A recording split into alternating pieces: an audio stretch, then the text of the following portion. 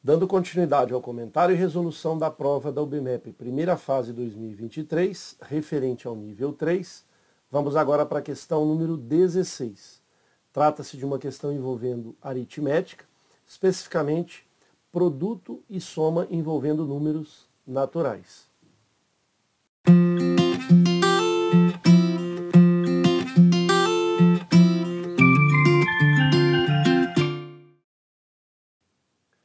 Questão 16. Considere o conjunto dos 17 inteiros positivos, 1, 2, 3, até o 17. Dois números desse conjunto são escolhidos de forma que o produto desses dois números seja igual à soma dos 15 números restantes. Qual é esse produto? Alternativa A, 100. Alternativa B, 110. Alternativa C, 120. Alternativa D, 130. Alternativa E, 140. Vou propor duas soluções bastante interessantes, uma delas de acordo com o que foi fornecido pelas alternativas. A gente vai perceber que todas as alternativas elas finalizam com zero. Como a gente tem aqui esses 17 números inteiros, o indicativo é que algum desses números possam ser ou 5, mas aí, para chegar no 100, teria que ter o 20, 5 vezes 20, e eu só tenho até o 17. Então, nesse caso, a gente pode já descartar, inclusive, a alternativa A.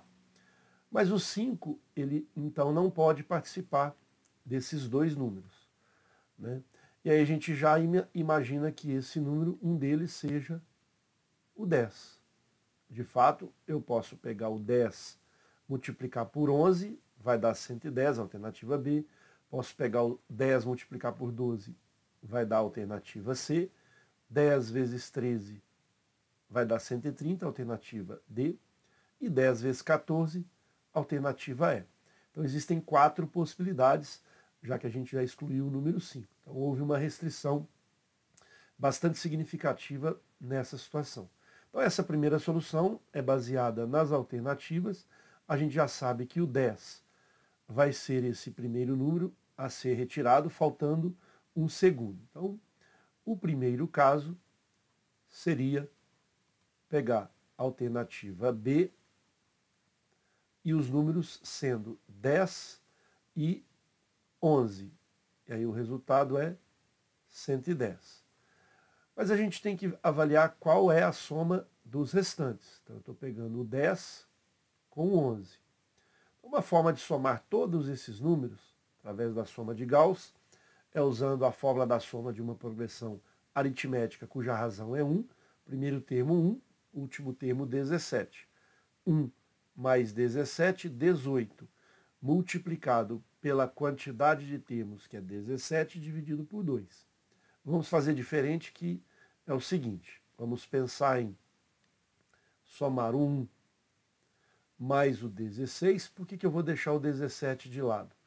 Para somar uma quantidade par de parcelas. Então, somei 1 com 16 é 17, vou somar 2 com 15, também 17, e assim sucessivamente.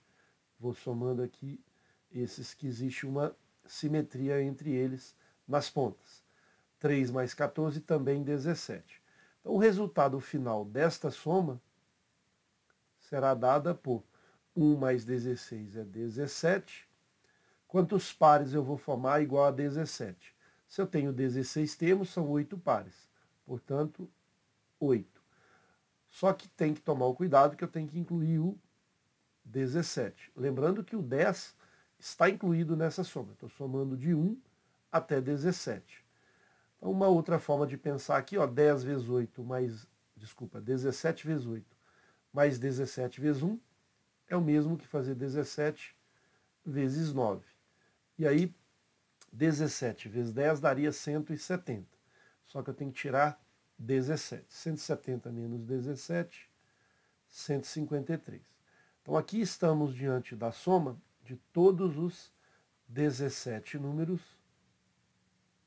inteiros consecutivos. Exceção aqui do zero, obviamente. Então, quando a gente olha para o primeiro caso, a gente observa que esse produto é 110. Estou avaliando a letra B.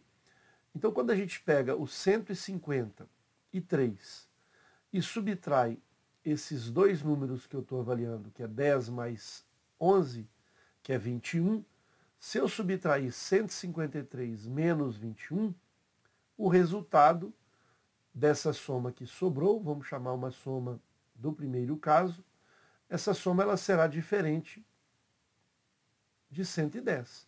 153 menos 22 não vai dar o mesmo resultado 110 conforme redação da questão.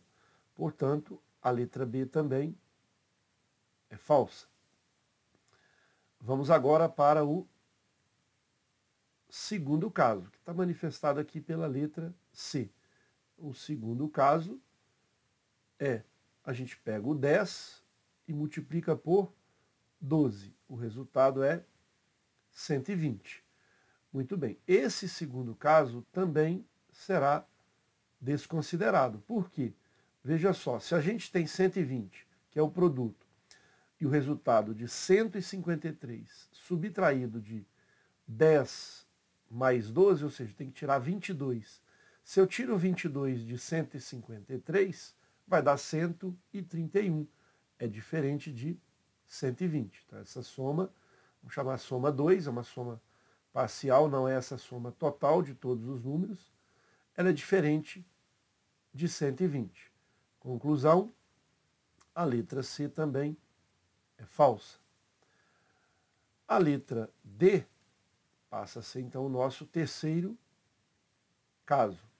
Vamos avaliar agora se os números que eu vou multiplicar, um deles a gente já sabe que é o 10, preciso agora do 13, para que a resposta seja 130. Estou diante, então, da letra D. Mas veja, se a gente tem aqui 130 e eu tenho que subtrair da soma total 23, de fato, 153 menos 23, essa soma dos 15 que sobraram, vai ser exatamente 130. Com isso, a gente confirma a letra D. Para que a gente possa exibir todos os 4 casos, vamos ainda analisar esse último caso. Caso ele também seja compatível, a gente tem uma questão que deveria ser eliminada. Mas a gente já sabe que quando eu pego 10 vezes 14, o resultado é 140. E perceba que 10 mais 14 é 24. Quando eu subtrair 24 de 153, vai dar 129. É diferente de 140. Portanto, a alternativa D é falsa. Então, com essa estratégia, nós podemos marcar a alternativa D como solução para essa questão. Ok? Vamos agora pensar numa outra forma mais geral. Veja só, eu não sei quais são os dois números que eu vou escolher. Suponhamos que esse primeiro número seja A, eu vou escolher os números A e vou escolher o número B. Lembrando que A tem que ser diferente de B, o A tem que ser menor que 17, podendo ser igual, né? Número maior que 1, então vamos pensar aqui numa situação dele ser maior que 1 e menor que 17, maior ou igual a 1, menor ou igual que 17. O B é a mesma coisa, tem que ser maior ou igual a 1, menor ou igual que 17.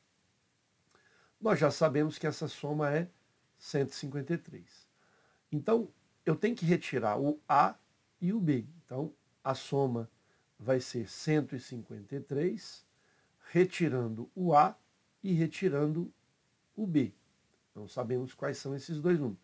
E tanto faz ser A ou B sem perda de generalidade. Esse resultado dessa soma parcial vai ser o produto dos números escolhidos, A vezes B. Eu vou deixar aqui 153 no primeiro membro, passar o A para o segundo membro e o B também para o segundo membro. Vai ficar A vezes B mais A mais B. já que eles estão negativos aqui no primeiro membro. Uma boa ideia aqui, por exemplo, é colocar esses dois termos aqui, sendo A em evidência. 153, A que multiplica B mais 1.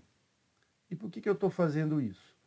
Porque a gente agora precisa verificar que eu preciso também colocar em evidência esse primeiro termo, que é A que multiplica B mais 1, mais o B. Mas para isso, eu preciso adicionar 1 aqui no B, para que eu tenha o mesmo fator, e fazendo aqui também a soma com 1 no primeiro membro. E aí sim eu consigo colocar em evidência para a gente gerar um produto de dois fatores, ficando com 154 igual a A. Se eu tenho B mais 1 aqui em evidência, eu vou ficar com A mais 1, que multiplica. Por que A mais 1? Porque o 1 está multiplicando aqui o B mais 1. Então fica A mais 1 que multiplica B mais 1. Se a gente aplicar a distributiva termo a termo, vai ficar AB, ele está aqui em cima, depois A vezes 1 é mais A, mais B e mais o 1 que eu acrescentei. Muito bem. Então eu tenho o fator A mais 1 e o fator B mais 1. Eu tenho então dois fatores. Eu tenho que quebrar o 154 em dois fatores. Então vamos fatorar o 154. Então, fatorando o 154, vamos obter os seguintes números primos. Dividindo por 2, se fosse 150 por 2, 75. Tem os dois que eu vou dividir aqui, o 4 por 2, que é 2, então fica 77. Dividindo por 7, resulta em 11, dividido por 11, igual a 1. Então, as possibilidades que a gente tem aqui para o 54 vai gerar também 4 casos. Então, veja, no meu entendimento era bem melhor pegar as alternativas que você controlaria melhor o problema. Porque aqui também nós vamos ter que dividir em 4 casos. Quais são esses casos?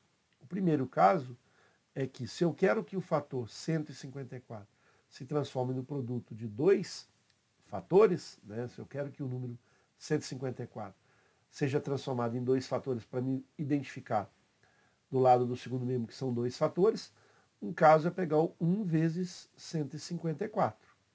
Obviamente, porque o 1 não está aqui na fatoração, mas é perfeitamente possível essa situação. O segundo caso, mas a gente tem que avaliar se pode ocorrer ou não. Vou descartar aqui 3 casos, somente um que vai ser possível.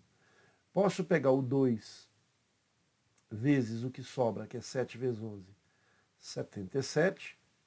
Posso pensar no terceiro caso, que é separar aqui o 7 vezes o que sobra, que é 2 vezes 11, que é 22. E posso pensar no terceiro caso, que é separar então agora o 11, e o que sobra é 2 vezes 7, 14. Agora, veja só, o primeiro caso será descartado por qual motivo? Para que eu tenha o 1 como fator, veja, o A ou o B sem perda de generalidade, vamos pensar que esse primeiro aqui seja o A mais 1 e esse segundo fator seja o B mais 1. Se eu inverter, dá na mesma. Então, para isso acontecer, o A tem que ser 0, para ficar aqui 0 mais 1, gerando aqui o número 1. E mais do que isso, para o segundo ser 154, o B tem que ser 153. E o B só pode ser até 17. Então, o primeiro caso é falso. Perceba que o segundo também é falso, porque se o fator tem que ser o 2, o A tem que ser 1, isso é possível, mas quando a gente olha para o segundo fator 77, o B tem que ser 76, para somar 1, gerar 77. Mas o B tem que ser menor que 17. Portanto, também é falso. Veja que o terceiro caso também será falso. Por qual motivo? Porque se um fator é 7, o A tem que ser 6. Ok, sem problema algum. Mas olha o segundo fator. Sendo 22, o B tem que ser 21. E o B só pode ir até 17. Números inteiros, no máximo 17.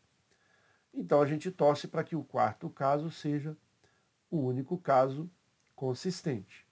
A gente olha para o 11 e, de fato, é possível que o A seja 10 para somar 1, gerando o fator 11, e E 14, a gente pega o B igual a 13, porque 13 mais 1 é 14. Esses, portanto, são os únicos 4 casos. E o único caso que a gente não pode descartar é o quarto caso. Nesse caso, os valores de A e B são 10 e 13, sem perda de generalidade. Poderia pensar no A igual a 13 e o B igual a 10. Como ele pede o produto, a conclusão da questão é que A vezes B é 10 vezes 13, 130. Esse, portanto, será o resultado final para essa questão. Vamos marcar a letra D de dado. Ok?